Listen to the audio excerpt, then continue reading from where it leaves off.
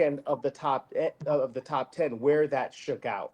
So I think everything above that felt more or less par for the course, felt pretty chalk. And then you get Ted McMillan at 8, which I see the vision there, and I actually was kind of going back and forth with some people. I think I even said this at the combine when we were sitting next to each other. The idea that, like, look, if Rome Odunze was a top 10 pick last year, I feel like Ted McMillan's a top 10 pick this year. And I had a couple of people like, yeah, well, Rome's upside's way bigger, and I think he's definitely better. And I was like, we'll see. Right. We'll see about that. But so he goes number 8. I was kind of pleasantly surprised by that, though I don't know necessarily how it works for the Panthers because I feel like you still need to know if you have a quarterback or not. Kelvin Banks sneaking in at number 9. I thought he was going to be available potentially at number 10 for the Chicago Bears, and I heard that they liked him as one of their kind of top 3 Yeah, they options. did. Yeah, they Um, did. Yeah. yeah, I was very. I really needed to know your take on this because I didn't know at the time. What did you think about Loveland over Warren at number 10? I think it tells you that the Bears want to run the football. I think that's, if you want to know the upshot of that, Warren is the more dynamic player after the catch, right? I mean, I think even Colton Loveland would admit to that, right? I think even he would say, yeah, he's more dynamic after the catch than I am. But the uh, the more quote unquote complete. Like if it's the Jason, it's like a people talk about Kittle versus Kelsey. It's more like Jason Witten versus Antonio Gates, right? In terms Mm. of the argument to some extent, where one guy is a better route runner, better after the catch. The other guy is a full service tight end. You can run to his side. You can tell him to block defensive ends as long as they're not 280 pounds. So There you go. it tells me the Bears want to protect their quarterback and run the football. They'll throw the ball to Loveland, don't get me wrong, but if you really want to open it up, you're looking at Warren, right? If you're looking to try to, hit those deep digs, those over routes, right? You want to get 22 yards down the field and, stress out safeties, you're going with Warren. If you want to throw crossers and hooks and curls and drag routes to your tight end and block, you're going with Loveland. And so to me, it answered the question of what they think the tight end position means for them. Yeah, and I think that you look at what Sam Laporta does for Detroit, and obviously he's a very good pass catcher, but he is more of that full service tight end model, and that is, I think, what Ben Johnson wants for his team. It's really all about matchups and being everybody being able to do different things, which brings me to I've got to touch on it now. One of my favorite picks of the draft was Luther Burden. I Yeah. mean, I know you had to have seen that one coming. I didn't know I didn't know that they had that one in them. I'm not gonna lie. Um, I also got to say I thought of you immediately when Quinshawn Judkins went off the board before Trey Henderson. Immediately, I was like, called it. Though Yeah. I'm intrigued by Trey Henderson ending up in New England, which is obviously I'm out here. I'm located in Boston. Correct. I get it in that, especially when I watched them last year. It's not that Ramondre Stevenson can't create explosive plays.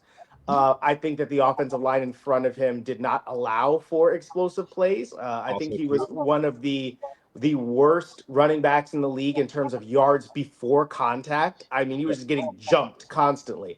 Right. So you got to get that part fixed, and I know that they've taken some pains to try to do that. Obviously, they drafted a center this year. They still got to get, and they drafted Will Campbell, obviously number 4 overall. We can't forget that. So they're kind of, overhauling the offensive line on the fly. And so then you think, okay, we could use a bit more of an explosive running game. And again, what does that tell you, right? Your first pick is an offensive lineman, your second pick is a running back. And obviously they do get Kyle Williams, right? Right. In the next round.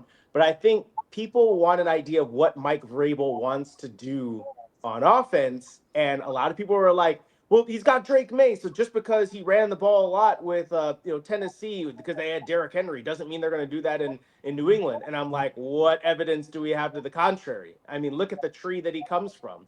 He learned and played for guys that were like, yeah, we need to run the ball and stop the run." That's what his teams were all about when he was Yep. a head coach. And yeah, I get it. Derrick Henry is a once in a lifetime kind of player, but what do you think that means? You're not going to run the ball? They're You going to think run that the running the football. ball isn't going to help your young quarterback? Of course they're going to run the ball. But to get back to the Burden pick, because that one happened right after Trey Henderson, that just yeah, exactly. Because first of all, it's the first time in the modern draft era that the Chicago Bears have drafted two pass catchers in this, in the first two rounds, which is wild, right? But it tells you a lot about what you need to know about the Chicago Bears. But Luther Burden Jr. or Luther Burden the third, I should say. I've been watching this guy since he was in high school. And in high school, you knew he was going to go pro. You knew Yep. it. You could see it right there. He's better than everybody. Yep. And I think that if you are a team that loves matchups and matchup problems, what bigger matchup problem is there is a guy that if he catches the ball, you need four guys to go tackle him Right. because otherwise it's not happening.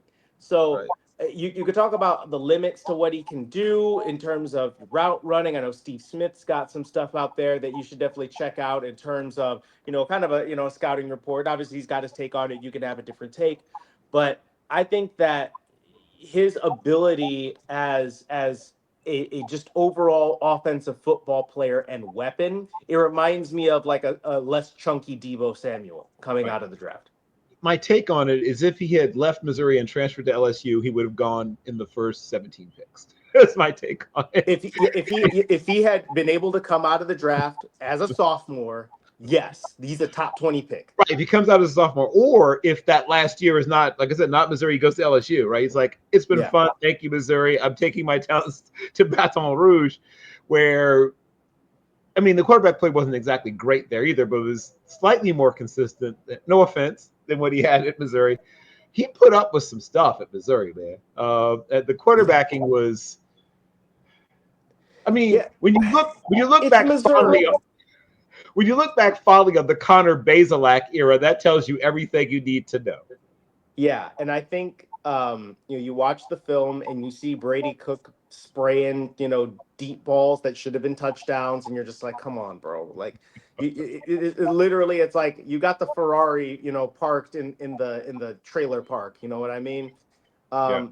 The other pick that was before this, that at the time when it happened, I was like, you MFs did it again. The Ravens getting freaking Malachi Starks. Oh my God. They can't keep getting away with it. Right. I was a little miffed. I'm not mad at what the Steelers did, but I kept thinking, Malachi Starks paired up with Minka would be kind of a fun little safety tandem. Yes, yeah, Oh, yes. And actually I'm don't hate what the Steelers did either. We were talking about um Derek Harmon as a potential, like the Chicago Bears traded back from number 10 for any reason, like, and you go down, into the lower teens or something, that's a player that you could target. And I mean, I remember watching him at the combine and highlighting his name as one of those guys that I think really stood out in the movement yep. portion of the on the field stuff. And I think he ran like a 4.95 or something, 493. Yeah. I was 4.93. I was pleasantly surprised he made it past Cincinnati. That was where there was like that little like, will he make it past him? He did. I do like him as a player, and I was thinking like, well, if Walter Nolan makes it to, like I was playing all these games of who Yeah. makes it to us, and Luther Burden was my other sort of guilty pleasure. Now Burden obviously went later, and we didn't have a second round pick because of the DK Metcalf situation, but I wouldn't have been mad if we'd traded back into the second and snapped up Luther Burden and go with Malachi Starks, right? If we come out of the first two rounds with Starks and Burden, and then because of the depth of D tackle talent, we get maybe a guy like Darius Alexander later. I mean, I'm giving us, I'm high fiving all around, but the fact is that teams really revealed their drafting personality in this draft, right? I mean, that's what I think, Khari. I think you really saw who teams were philosophy-wise and how they Yeah. drafted, right? It's like, oh, there's the Ravens drafting like the Ravens. Oh, there's the Steelers drafting like the Steelers. Oh, right? Here's Mike Vrabel drafting like Mike Vrabel. Yes, yes, exactly. And I mean Ben Johnson, whom we haven't seen yet, drafting like you think Ben Johnson would draft, right? It's Who like, loves oh, tight the ends, tight end. right? He The, loves the, tight the tight end that everybody didn't think you were going to take, we took him. Oh, and we got the freakazoid, yak guy. Yep. Yep. And then speaking of the Ravens, man, there's so many players that I liked from their class. I mean, even the fact that they had the balls to take Mike Green. I mean, and then Strong Carson locker room. Vinson, the Yeah. giant, tackle out of HBCU, that felt like, what? Of course, they Yep. went ahead and got him. And then they They get like big Aeneas dudes. Peebles, Yeah. my favorite little bowling ball defensive tackle. I Yes. love that. Right. And here's what I'll say about the Ravens, right? And I've always had a grudging respect for Ozzie and obviously Eric DeCosta, who sort of walks in the similar, almost not exactly the same. He's got a slightly different drafting personality from Ozzie. He's, but they look for what I call scratch and dent. They look for discounts, right? Guys who are really good football players, but whether it be character, whether it be usually it's injury, right? They've collected a lot of guys who had sort of somewhat spotty injury histories, and for the most part, they've lucked. I won't say lucked out, but they've worked out for the most part. Every once in a while, a guy doesn't manage to shake the injury bug that he had in college, but they've collected several of those guys. Or he runs a bad 40, right? So that's why they got Hamilton, right? It's like Hamilton. If Hamilton runs what people thought he was going to run, he doesn't make it to them. So Exactly. they do a really good job of scooping up, as I say, scooping up those scratch and dent items, right? The what we used to call the cutout bin for those who are old enough to remember record stores, and when you would buy, tapes and CDs or whatever in the cutout bin, and they literally would cut a little notch Hmm. out of the case to let you know it was being discontinued or on discount, and they would scoop those up, and that's what they still do. They did it again. I'm a little, like I said, a little disappointed we didn't just go ahead and pull the trigger on Malcolm Starks. And I do like Harmon, right? And plus, we do at some point need to replace Cam Hayward. I do get it, but like I just felt like if there's one position where you might wait to pull the trigger, it's D tackle. Yeah, I mean, and I felt like there were a bunch of really good, like what CJ West goes in the second round. I mean, I really liked him. I liked his Yep. workout. Yep. I think there were definitely a number of players that you could have gone with. But look, in the end, I'm sure they must feel like there's upside there that the other guys don't have, which I can see, Yes. particularly if you're talking about a 40 front type He's a player. freak. Yeah, he's a freak athlete. That's what they saw. Yeah. He's the closest thing. Well, he and Darius Alexander are the closest things physically to what you get from a guy like Cam Hayward. They can rush the passer. They can kick outside. I mean, not they can move. They can probably play three different positions: 3, 4-eye, and 5 at a high level. You could stand them up even a little bit, and tell them to go get a passer.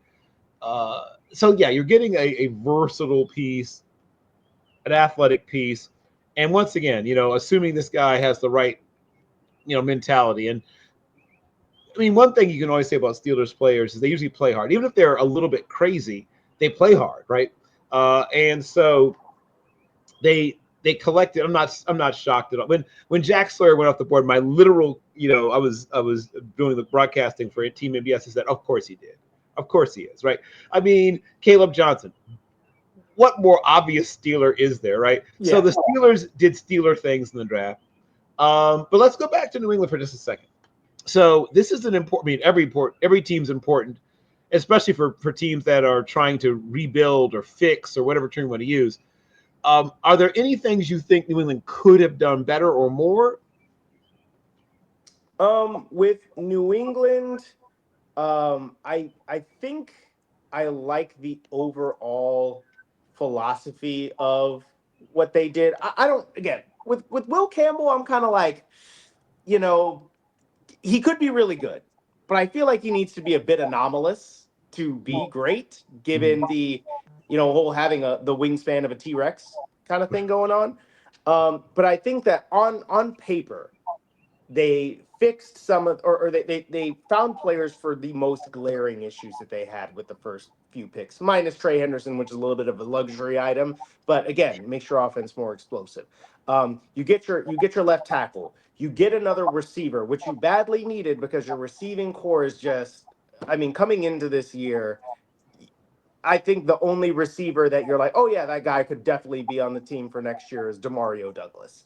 And Right. now you've got Kyle Right. Williams and you've got Stephon Diggs, and now you've got yeah, I mean Jalen Polk is going to be there, but depending on whether you could trade him, maybe you do that. Javon Baker's a 5th-round pick. He doesn't have to be here. Kayshawn Booty, who I think deserves a shot to stick around, he's Yep. 6th-round pick from the previous year. He doesn't have to be here. So I think they now have, at least in my mind, revamped that top three to, receiving core now to something more acceptable in NFL level, as long as Williams comes along well. And then you get Jared Wilson out of Georgia, a Georgia boy replacing a Georgia boy potentially, with David Andrews being released.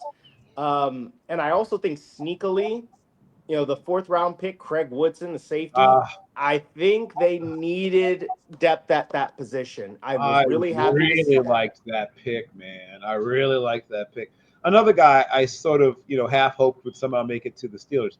But I think he's an NFL starter at safety for 8 to 10 years. Joshua Farmer, I think he's a rotational guy, at least at first, but could eventually become a starter. And then Swinson, even if he never becomes a full-time player, could be productive. So I think the middle rounds for them, really went well. Yeah, very productive, and I think that's one of the sneaky thing. And again, they got Harold Landry this Yep. year, Yep. to kind of fill in. But that was something that they were missing really badly. And I think that if there had been a chance at all, like for example, if New England gets the #1 overall pick in the draft, the way they had going into Week 18, and then they fumbled it by winning the now traded Joe Milton, right? Right. So now with the Steelers, yeah. So thanks a lot for that. But I think with with the Patriots losing that pick, if they had kept the #1 overall pick, there's an argument that okay, you trade down, but you trade down and you try to take Abdul Carter, right? Or like if you think you can get him at #3, or you just take him #1 overall. Because yeah, you needed a left tackle, but you needed pass rush just as bad, because they were the worst team in the league last year in terms of pressure rate and sacks. So even if Braden Swinson, like you said, is not a full-time player this year, the fact that you have another body that could just potentially affect the quarterback in some way, and then of course you give him to Mike Vrabel, who has traditionally coached edges very well. He helped Jadeveon Clowney, kind of take off when he was healthy, early on in his career when he was coaching with the Texans. Right, he's gotten his hands on some really good players in terms of pass rushers. So hopefully they can develop that a little bit. But yeah, I think they really made some money here. And they earned A-, B+ type grades from most of Yep. the draft experts with those middle round picks. And again, go ahead and grab a kicker, because you had a pretty automatic kicker, a couple of years ago when you had Nick Folk, and obviously he priced out for you. You couldn't keep on paying him however much you wanted to pay him. Didn't work out with Chad Ryland, who now has gone on to be decent with another team. Go figure. And then, with Joey Sly, good veteran 1 year kind of player, but not somebody that you feel the need to keep around. So you go ahead and you do the Bill Belichick and you draft your 6th-round kicker. All in all, look, I feel like the Patriots, to me, they're not going to be a playoff team this year, but they're going to be a competitive team based Yep. on what they just did. The building blocks for becoming competitive again this year are there. And there's always that outside chance that if Drake May is who I think he is, because I think Drake May is, I think he's him. I really do. I think he's him. I called him. I called him more athletic Joe Burrow. So I too am pretty high on him. Obviously, I think that they are poor. They're a year away from Yeah. being a playoff team, and they're 2 years away from being like scary. Like they might win. Sorry, Buffalo, but they might be the best team in the AFC East in a couple, 2 or 3 years, if they continue to build correctly, and of course can keep their important players healthy. Yeah, I think the trick with them is going to be, can you take advantage of that stuff before you have to pay Drake May? Because That's what if I'm saying. Drake, They have a window, so they got a couple more years before. So if this year they go for being, really maybe the worst, if certainly a bottom 3 roster last year, if they can go for being an absolutely terrible team to, let's say, 8 and 9, right? They're they're 8-9. They're 8-9. They scare some people this year, and then they're 11-6.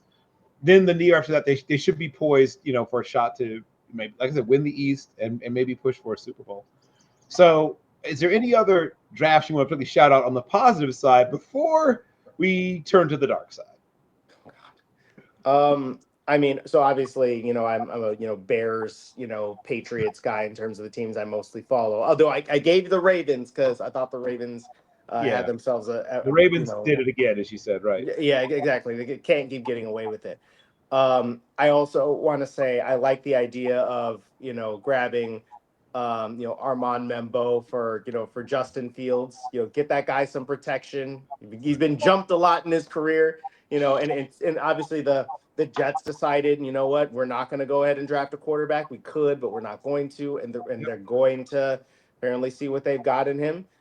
They also went ahead and grabbed the ultra fast Arian Smith. Chuck it really far, see if he can catch it. So yeah, we'll see about all that. But I think with the Bears, I felt like it was perhaps puzzling at points for people who expected a certain thing, but I think they also needed something like what Shamar Turner can bring as well, because I think that the defensive line generally, wherever you play him, they needed help there. So I think that was kind of another okay, that was kind of nice. So I think the Bears, I give them like a B plus as well. Though don't make me talk about Luther too much, and I might accidentally put him in an A minus. I got you. Got it. Yeah. There are teams that, like I said, I was reminded of. Oh, and no, just Joe Milton's with the Cowboys. In case you're wondering. Okay, Cowboys. Okay, That's yeah, where I was like, he was somebody traded for him. Yeah, the Cowboys did. So the Cowboys were just collecting freak shows, right? Trey Lance, Joe Milton. One of these guys might turn out to be something. Just get all the big giant super athlete quarterbacks and see if Milroe doesn't pan out, see if they trade for him too. Let's just get them all. Yeah, one of them's going to work out at some point. One of them's got to work out. I want to discuss a little bit a draft I thought was one of the more interesting ones, and now I'll see if you agree or disagree.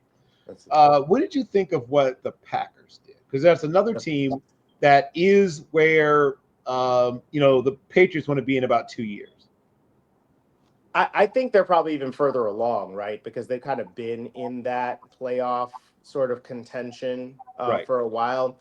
I find myself continually interested in the Jordan Love experiment. Obviously, you paid him and you expect him to be good, and even this idea that, we don't need a bunch of number ones, we have like a bunch of number one receivers. We don't need to have one amazing number one who dominates. Like, we got a bunch of like number ones. It's like, really what you got is a bunch of number twos. So is Matthew Golden gonna become the number one for this team? I think talent wise, you could say he can and should be. I don't know. I feel like they are in the business of routinely collecting a bunch of good but not great receivers and being like, yeah, if we have a bunch of good, not great receivers, well, you can't guard everybody, which I can see that. But if you're going up against a team that has more elite defenders, right? Or at least like one elite defender and a bunch of other good ones. Well, so are those good guys that, you can't beat everybody? Well, what if they can? What if they can cover everybody? What are you going to do? So I think, but that's also part of why you go ahead and you get Williams out of TCU. You double dip at wide receiver because I think they know that they need a little bit more there. I don't know. I felt like their draft was all right, and I think that I don't know. It doesn't scare me if I'm the Chicago Bears. Let me say that. Gotcha. My favorite pick, believe it or not, was Colin Oliver. They got Sorrell, who I also think has a chance to be. They got some players that I think, if used correctly, will outperform their draft position. Sorrell went at 124, and that's probably about right. That's probably about right for him. And Colin Oliver is the guy I knew would go later than he should, partially because of the whole tweener thing. Yeah. But he's a really good football player, and I think he's going to be a real steal for them. Brinson's all right. Only anything special. Micah Robinson is another 7th-round corner. They always get one of those, right? Kalen King, and then after him, Carrington Valentine. So it's an annual tradition now from the grab a 7th-round corner. John Williams is another guy that he probably kicks inside the guard for them, but he's another guy that makes the team. It's probably a swing or depth guy. Belton, their pick at 54. Right, tackle. Yeah. Right tackle. It helps them in the run game. Golden ideally would be a wide receiver too, but as you pointed out, they have one. They have several of those already. It'll be interesting to see if maybe somebody does emerge as the true number one out of that group. Savion Williams is that sort of gadget player. I wonder if if he's just a smaller, not smaller, lankier, because he's not small at all, lankier. I wonder if he ends up being sort of a lankier Cordell Patterson, or if he becomes a real wide receiver. That's a legitimate question with him. Was there any? Yeah, go ahead. I'll say this. So I've seen people grade the the Falcons, what the Falcons ended up doing a little bit more highly. I don't know. I think trading up all that for James Pierce Jr. was a little much. I mean, now here's what I'm gonna say about that though. They had no pass rush. And I think Matthew Judon was supposed to put a Band-Aid on that, and it absolutely did not happen. They've been trying to address the pass rusher void for a while, and now I think they're hoping that they did it with the Jalen Walker James Pierce combo. I just felt like they like traded up for a quarterback, like with like what they gave away for it. Now, of course, they go ahead and they follow that up by drafting Xavier Watts, my guy. And I like the Billy Bowman Jr. pick as well. It really did, you talk about teams doing what they do, right? This was a very much like, hey, this is a Raheem Morris draft. Yeah. He said, look, the offense is all right. We got our quarterback of the future. Right. We got Drake London. We got our offensive line and our running back and all that stuff. We need to stop people. Right. Yeah, and they had, though they were an improved defense last year, because the year before that, I think they were, if not the worst, a bottom 3 defense. And then they improved, but you could still see, without having a real pass rush, how much it hurt them and made their secondary look worse than it actually was. The one other team I want to mention, because their draft was, there were times I was wondering what they were doing. Like they had some hits and they had some, in my mind, probably some misses, is the Saints. You just mentioned Kelvin Banks Jr. That's a great pick, and I think he immediately improves their offensive line. Tyler Shuck, I mean, I get it. They needed quarterbacks. When you're drafting a guy who's 25 years old, and isn't even a particularly immediate starter kind of guy at that age, right? He's been around, obviously, but he's not as polished as a guy like Dylan Gabriel. He has a stronger arm. He's bigger, but he's not even as polished as a guy like Gabriel. It felt like he's an older guy. He's a professional. We like the cut of his jib, and he can maybe come in because he's played a lot of football, come in right away, and he's got less of a learning curve. Again, I feel like, do you really want to be picking again in 2-3 years? Because I feel like that's what you're potentially going for. I just the entire like emerging love fest for Shuck was just something I couldn't get behind. It was weird, yeah. It felt, I don't want to say orchestrated. Like, I'm not a conspiratorial person, but it felt like after, he had a decent season, right? A decent season, and was seen almost universally as like a 5th, maybe even late 4th. Then, he goes to the Senior Bowl, and he was solid, but some people said, the top quarterback here, and I was like, I mean, none of the quarterbacks like killed it exactly, but And he had 3 or 4 really nice throws, but no, right? So, and he admittedly he had a really good game itself. He had a good Senior Bowl game. But it's funny because people say, it's most of the time people don't pay that much attention to the game itself, unless of course it helps their guy, Yeah. which I guess helped in Shuck's case. And then the drum beat began to get a little louder. He has a good combine, whatever, and it all starts to happen. And once again, people like to say things like underwear Olympics, unless it helps their guy. I just feel like Tyler Shuck, if everything goes perfectly, is a more athletic Nick Foles. But we'll see.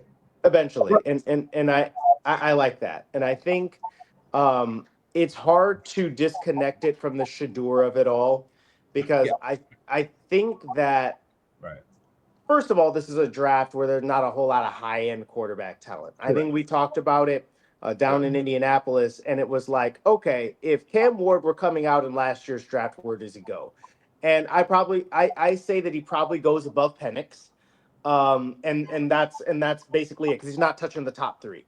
So he probably he goes in the realm that Penix went. He goes before McCarthy to me. He goes before Bo Nix and all that. Where does Shadur go, or like where do these other guys go? And again, I think that Bo Nix is your earliest argument for those. Right. Right. He's Right. battling it out with Bo Nix, and I'm not sure he wins that battle. Right. So it's Yeah, that. but it's like, Yeah. yeah, it's like these other guys though. It's kind of like, where do they even fall in this? To me, they're like they're 7, 8, 9, whatever. And I Yeah. feel like it was once we decided we don't like Shador and we're going to teach him a lesson because of the way he's been moving in this pre-draft process. Then it's like, okay, well, who we feeling now? Okay, we're going to go with this Jackson Dart deal. And again, that's another one where I was like, I get what you're doing. I just, you're trying to find a quarterback in the future, but like, am I trading up for Jackson Dart? I Right. just, Well. no, I can't do it. Can't do it. Right. Well, he at least profiles like a guy who can be a long-term NFL starter, right?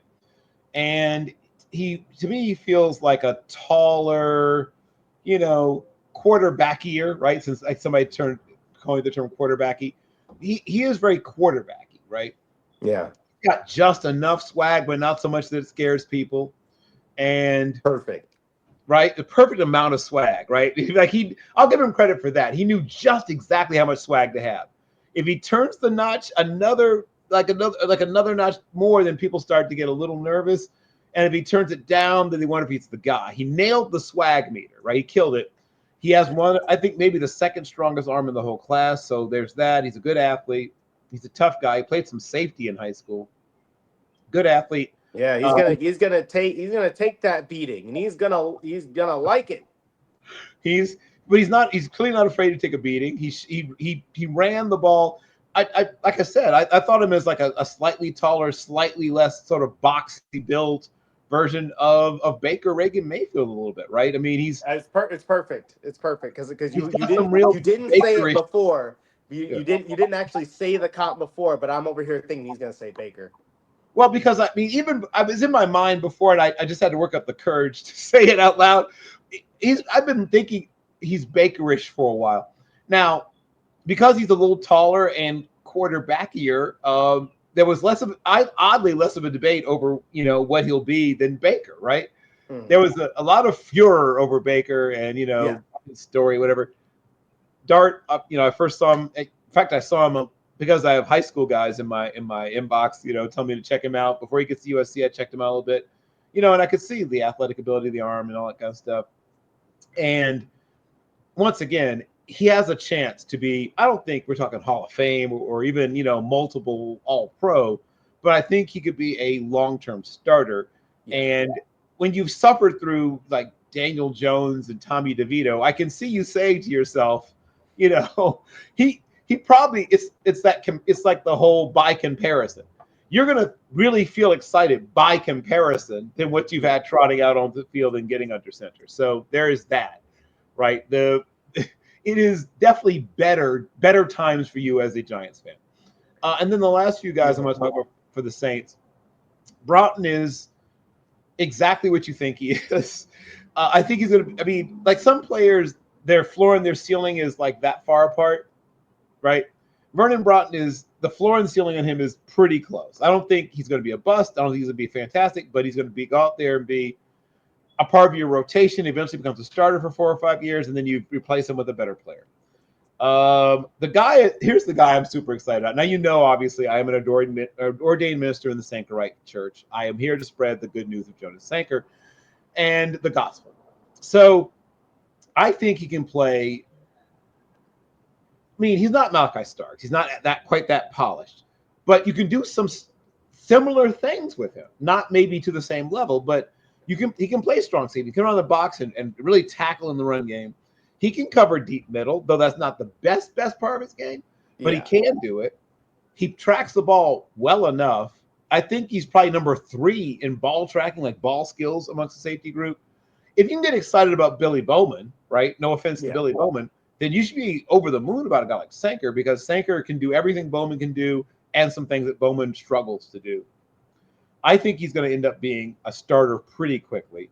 And then Stutzman is another guy who's exactly what you think he is. When you jump into certain situational sets, short yardage goal line, he's going to be really, really good. And he can cover enough-ish, right?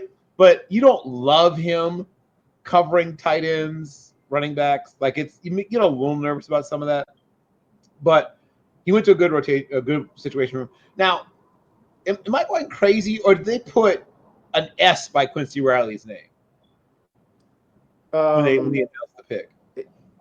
I actually don't remember that one, because it's not in the name now.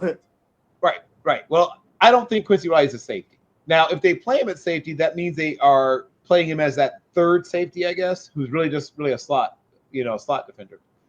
He doesn't have the frame. I think he came in at like 5'10" and 5'8", 194 pounds. So he can't be a real safety.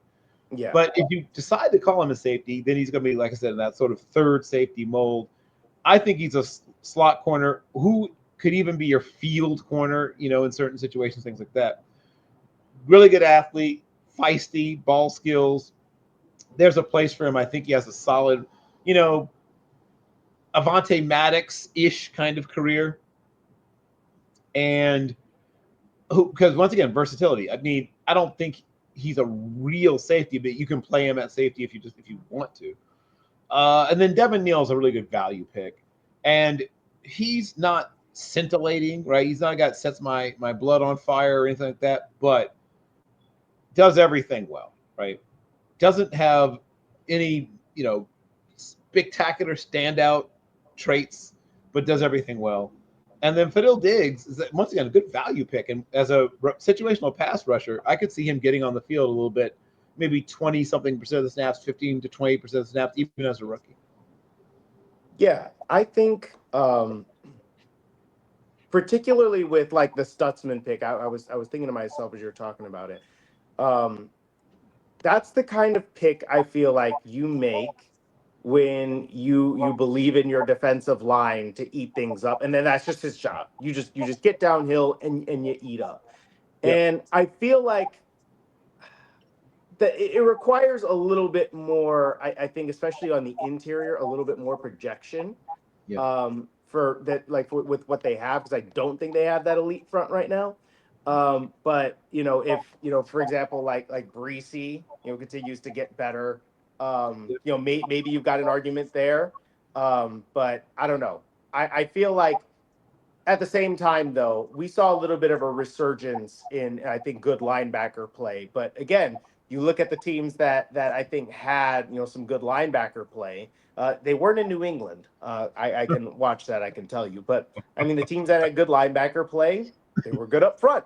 So I feel like that's going to be curious to me to see how well he plays in year one, because then if he's not able to get downhill or sideline to sideline or whatever and just eat up and become a tackling machine, and you start making him do the things that again, he could cover enough, but if he has to cover all the time, right, that's gonna be the trick to me.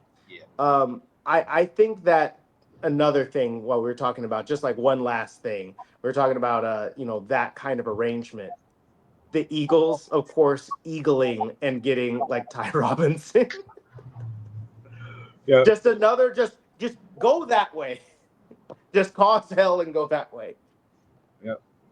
Yeah. I mean, it's almost, I would say boring, but it's like, oh, the Eagles had another Eagles draft. On to the next.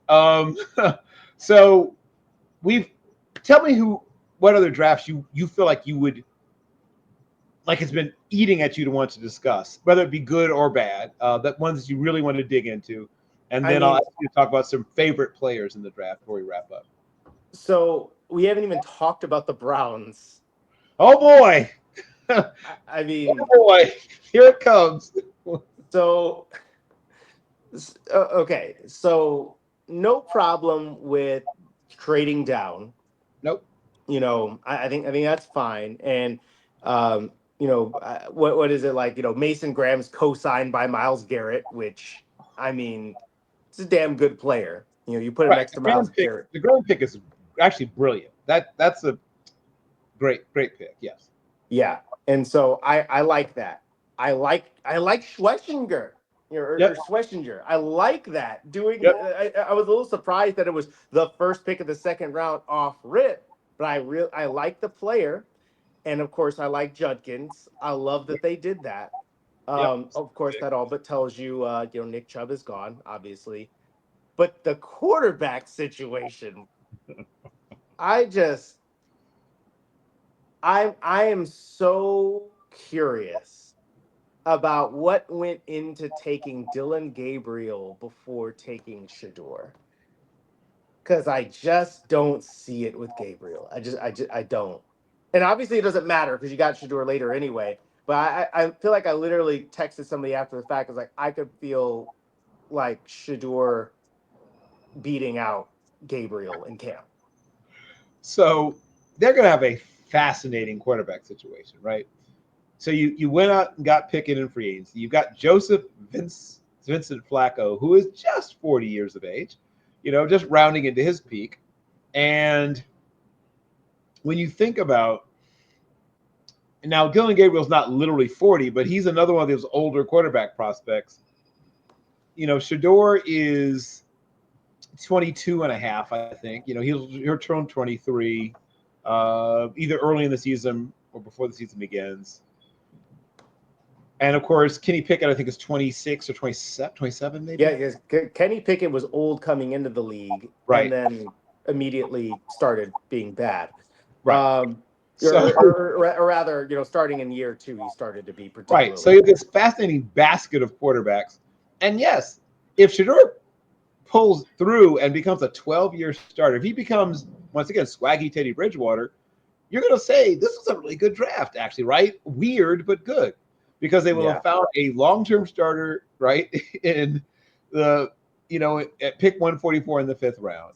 Mason Graham, if he becomes even 90% of what people think he's going to be, if Wessinger is 90% of what people think he's going to be, and if Judkins becomes, and I think he's a guy who has 2,000 or 3,000 plus yard rushing seasons in his career before. It's like we know about you. You are the conductor of the hype train. I'm a Judkins guy. I was a Judkins guy when he was at Ole Miss. I wondered why he left, quite frankly. I guess it was, I guess I understand it. Of course, he got a ring. But if you watched Ole Miss Judkins, where he did everything, right? He was the man. He did everything. So some people who maybe they only watched him at Ohio State don't think of him as an everything back, but he was an everything back at Ole Miss.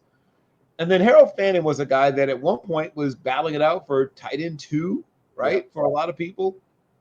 No lower than tight end 3 for most people. His pre-draft process has been bumpy. First of all, he struggled with the height weight, right? But at least he ended up over 6'3", which it wasn't, a shoe-in. That I think he came at 6'3" and 3/8. So that's a win. Yeah, that 40 was ugly. The 40 wasn't great. The rest of the testing was not exactly mind-boggling.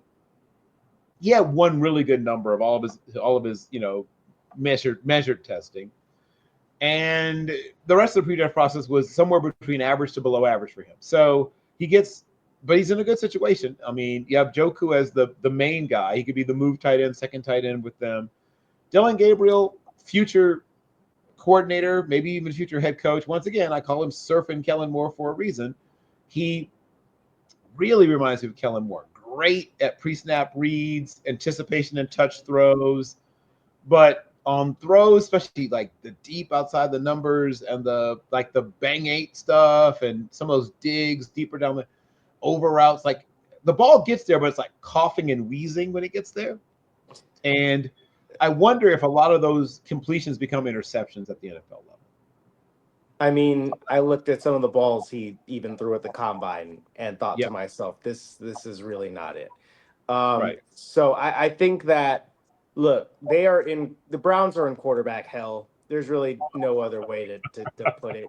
They cannot trade Deshaun Watson or cut him Yeah. for Not like yet. two They more can't. years. Yeah. Not Like yet. they 2026, they currently owe him, like, or rather his cap hit is 80 million.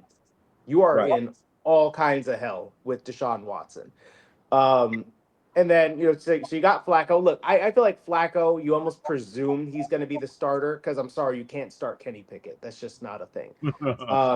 So I feel like there's a very good chance the way this goes is Joe Flacco is going to start. Shador is probably, I could see Shador being your number two at some point. I mean, maybe it starts off again with Dylan Gabriel, being smart and all that stuff, and he's the number two. But I feel like Shador Sanders probably going to start games before Dylan Gabriel will. Yeah. I feel like, sadly, probably all of the quarterbacks will see the field during the season. But yeah, it wouldn't be a Browns season if not. yeah, so the T-shirt, right, continues to unroll in Cleveland with all the quarterbacks from Tim Couch to this point since they revived the franchise in 1999. I really do like the Dylan Sampson pick, though. Also, I don't want to. I want to make sure I don't forget to mention that pick. He will have a defined role, I believe, in their offense, and could easily end up with somewhere around 700-ish yards from scrimmage between rushing and receiving as an RB2/3. And yeah, as we said, I mean, I've seen the rehab videos from Nick Chubb. The man is not human, but it'll be hard to believe that somebody will see him as anything more than, I mean, somebody may give him a shot as a, vet minimum kind of situation. And if it turns out he has something, then it's a nice little pickup. But, sadly, as talented as he is, he's had so many lower body injuries. It's just hard to see him ever being anything more than a very, very dim shadow of his former self.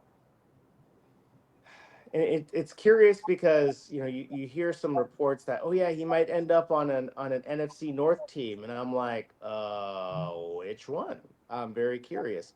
But yeah, I think that's unfortunately the life of a running back. You can be one of the best in the game, and I mean, look, Nick Chubb's come back from some injuries as well. Yeah. So like, let's not limit him in that regard, but just that was different when it was happening at Georgia, right? Right. When you're still young, your body still has time to recover. He's had NFL miles put on him at this point. And it's the same kind of conversation you're going to eventually have to have about Ashton Genty. It's like, are you wasting his best years on a bad team, and then by the time he's he's able to get another contract, or it's time to compete, is he still going to be able to do what he does? So I'm going to be curious to see where he ends up, but I think that, look, in the end with this, and I remember you talking about Samson during the combine. I feel like if you still want to be a team that runs the football, you got your future right there. And then you go ahead and make sure you have a veteran back, or a pass catching guy in there, just as backup, and you just run those young guys. Yep. The Chargers had another one of those drafts where it's once again, a team is revealing its personality as a team. Marion Hampton, right? If you needed to be reminded that the Chargers are going to run the football, you start off with Marion Hampton. Oh yeah, they're going to run the football.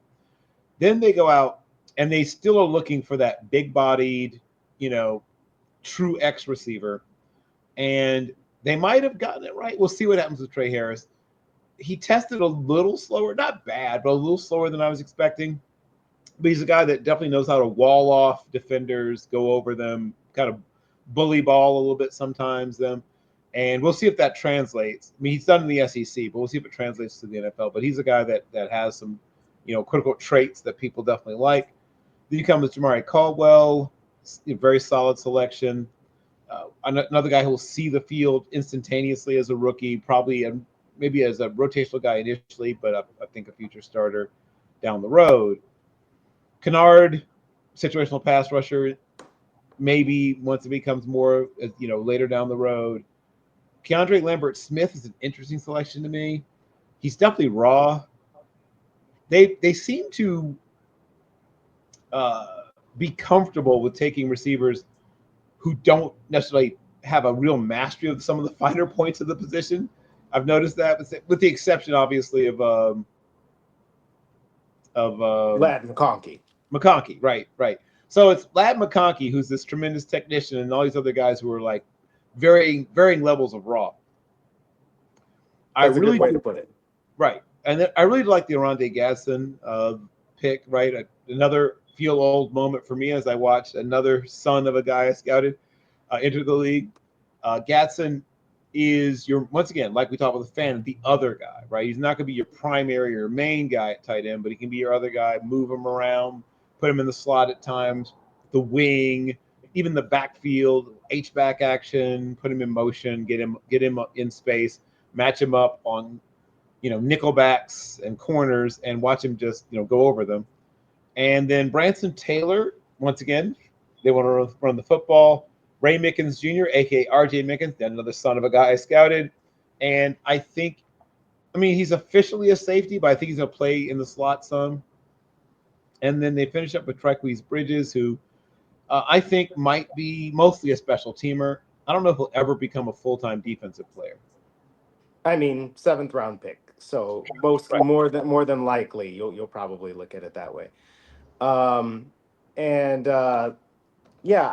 think that the Chargers and the offensive line has been such an interesting battle for the last couple of years. Obviously, so now it's different, with Jim Harbaugh in the fold. But it felt like, for example, they could never figure out they could never figure out tackle, or it's like their main tackle would get hurt like on the right side, and then you got like Storm Norton in there.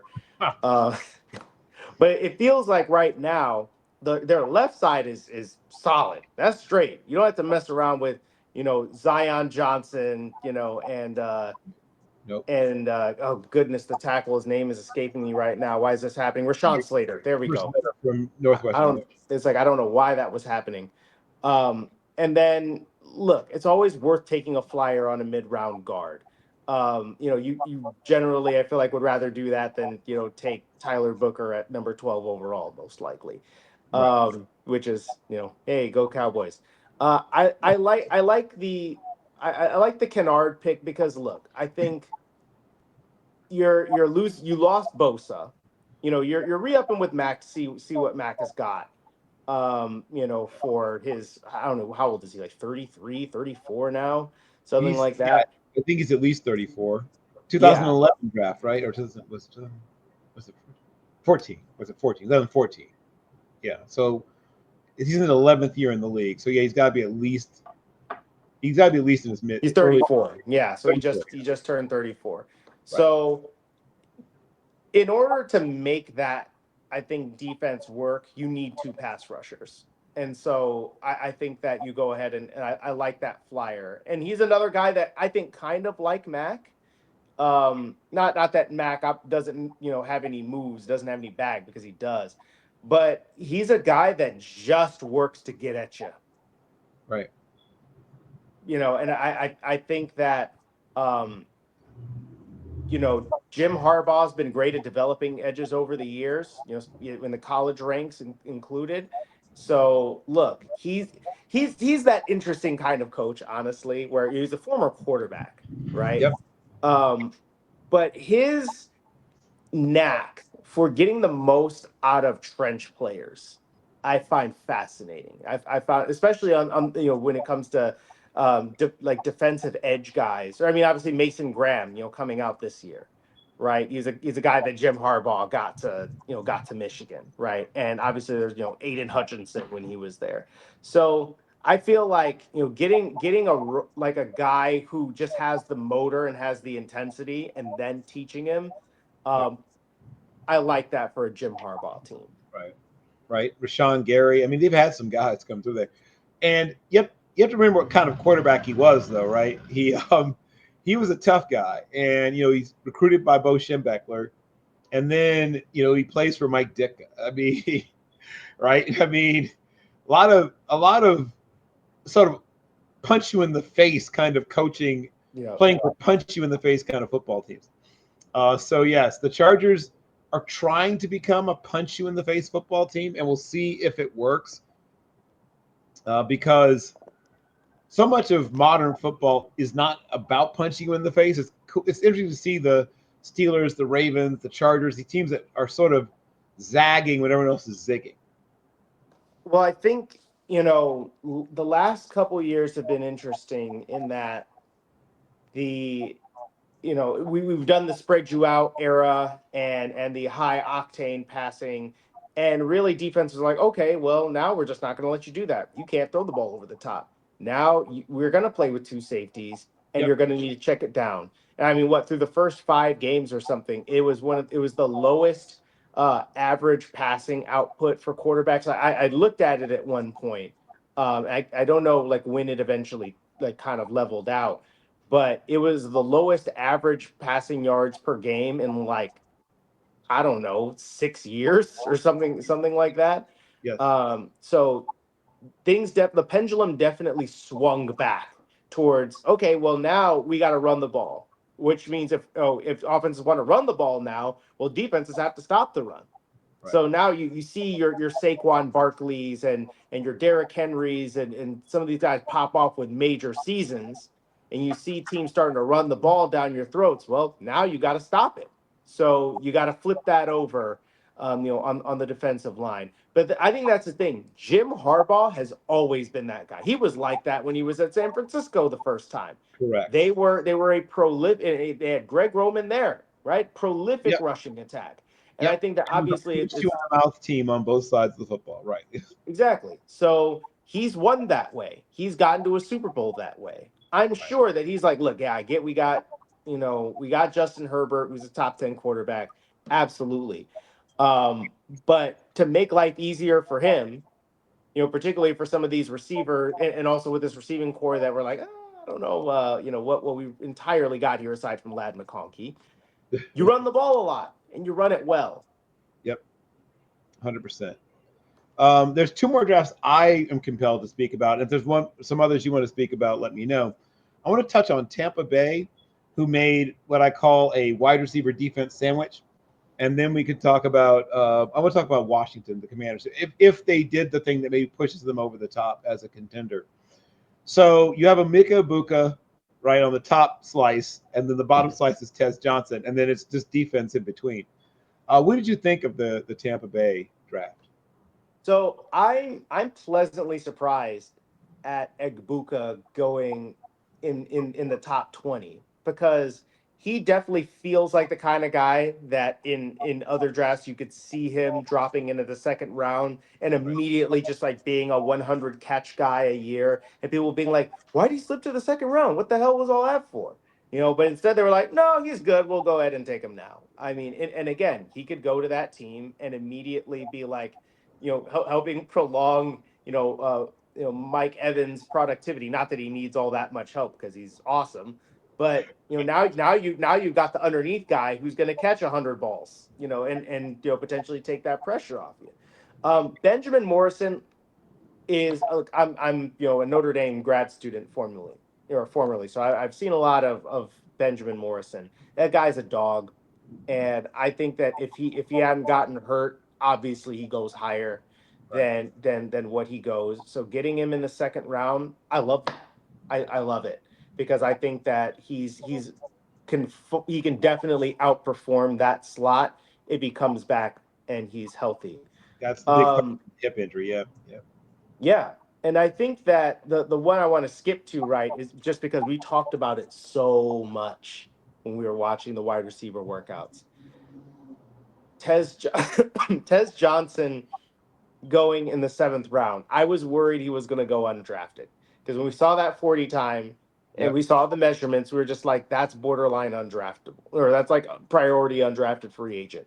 And before that, I felt like we were talking about him as he was a day 2 pick until he showed up in Indianapolis. So I feel like, again, you have to project a little bit in terms of measurables, 40 time, and all of that. Like how much of that really plays in the NFL. And I feel like probably he plays at a 4.5, right? With the pads on. He moves like that.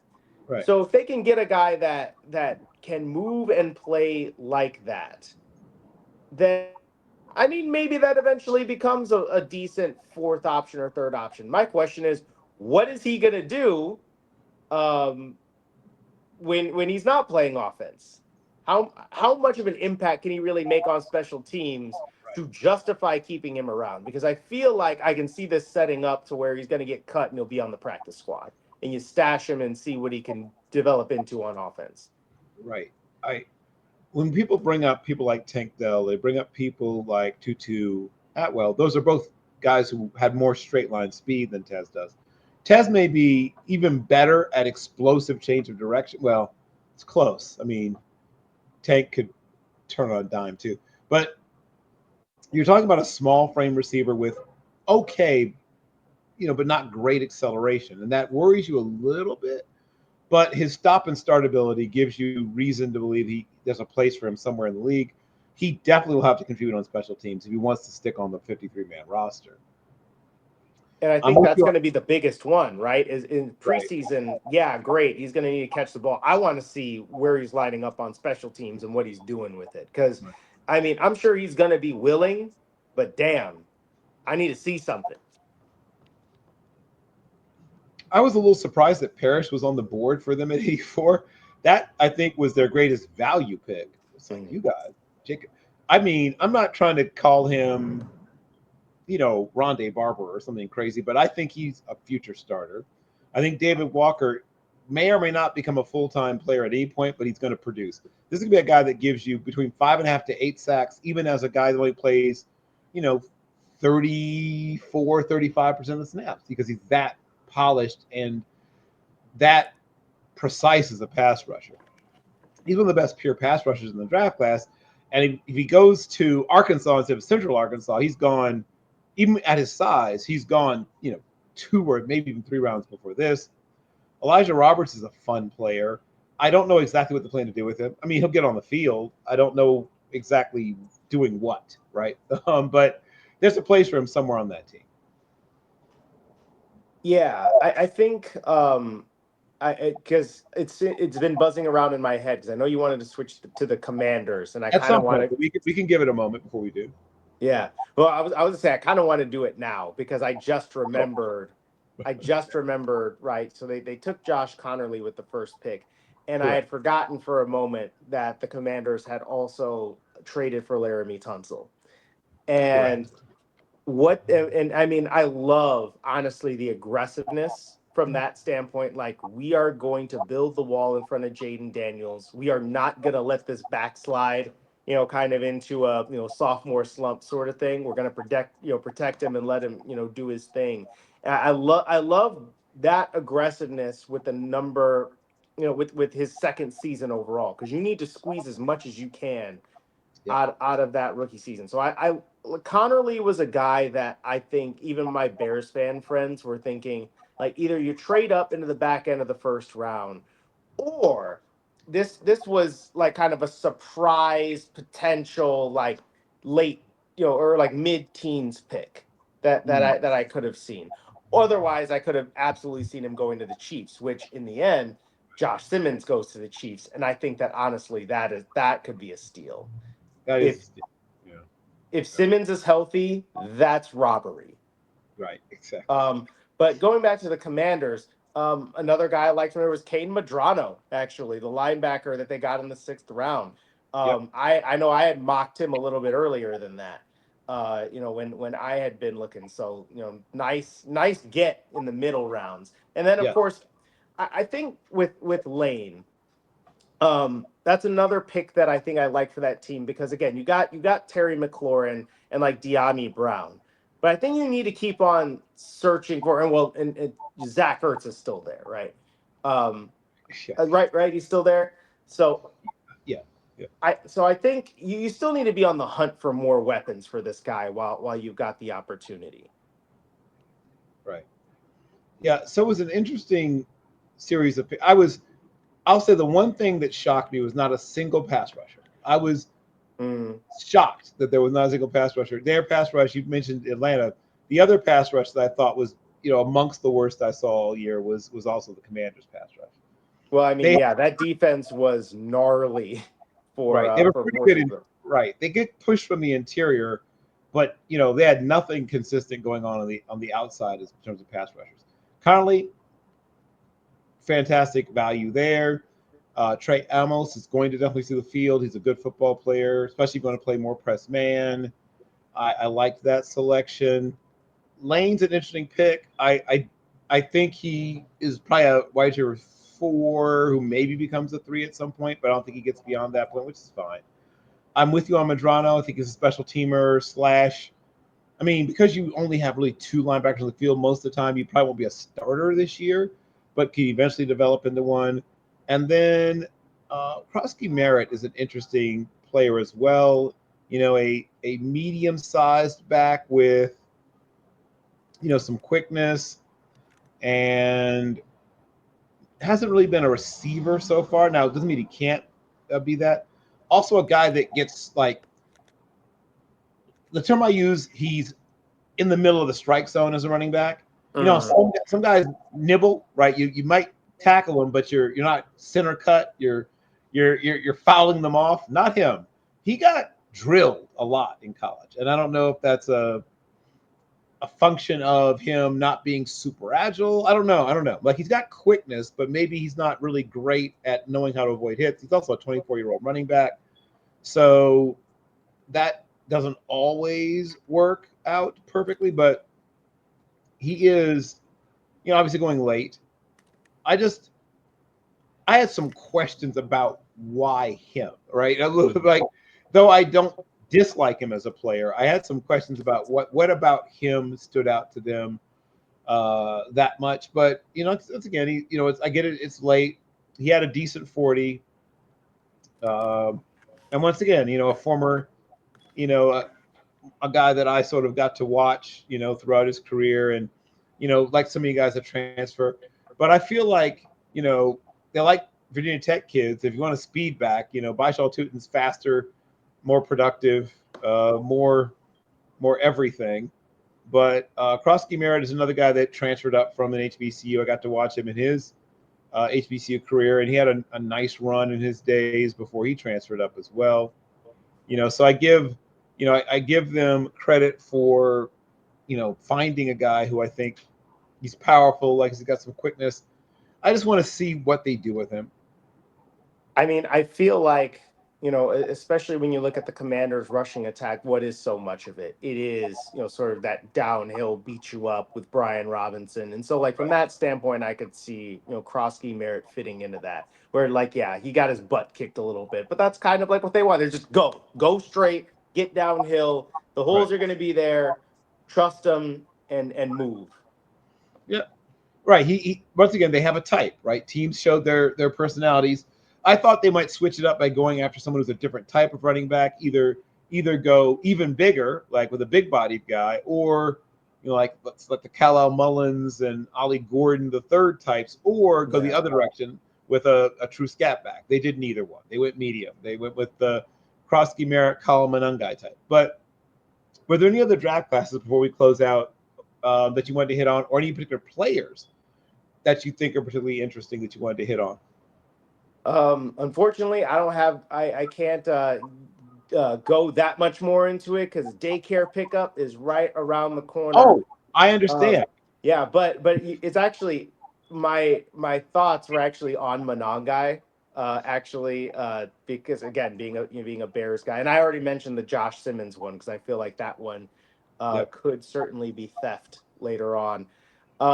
But I think that, Monangai, when I look at what he could mean for the Bears, they basically like a slightly more juicy like Roshan Johnson, who's a guy that they got in the fourth round a couple of years ago, Right. and just hasn't really done anything for them.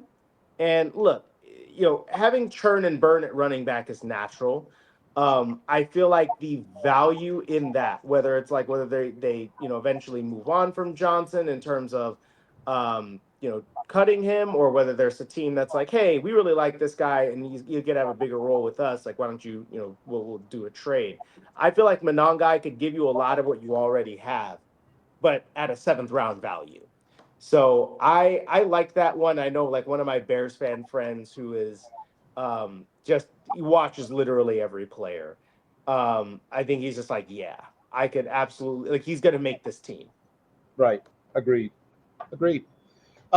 Please tell people where they can find your work and follow you. And you and I are going to talk more later about some other opportunities for us to work together. But what are you up to, and where can people see your great work?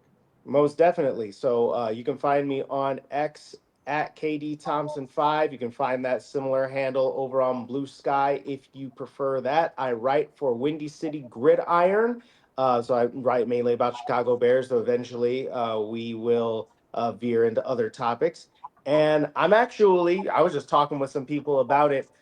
We are going to start a new show coming up. So pay attention on your social media. It's going to be called "I Think I Know Ball." It's actually a continuation of a show that me and my co-host used to do back before the pandemic, but it was only about basketball. But now, I guess we think that we know all the sports, so we're going to be telling you all about it here coming up on YouTube, wherever you get your podcasts and all that. So looking forward to sharing all that with you. Excellent. Well, please go get your child before their child is sold for parts. I understand how that works. And please enjoy your child being that age, because it goes by quickly. 5 years old is a magical time. At the same time, it's also very, very ornery. There's a lot of arguments, a lot of beefing going back and forth. Beefing with the 5-year-old is kind of tough, but also beefing with that 5-year-old, and simultaneously also thinking they're the greatest thing that's ever happened. It's a really interesting dynamic. It is. It is. Thank you so much. We will talk again soon, and it has been great having you on. We will, like I said, we'll talk more off air about future projects. Absolutely, man. Thank you so much. You take care. Once again, this is Bill Carroll signing off. You'll be seeing this up on YouTube later, but I'll be doing more work with both Zany62 Media and Team MBS Sports, and then we'll see Mr. Thompson maybe joining me on some of our other endeavors. Have a wonderful day, everyone.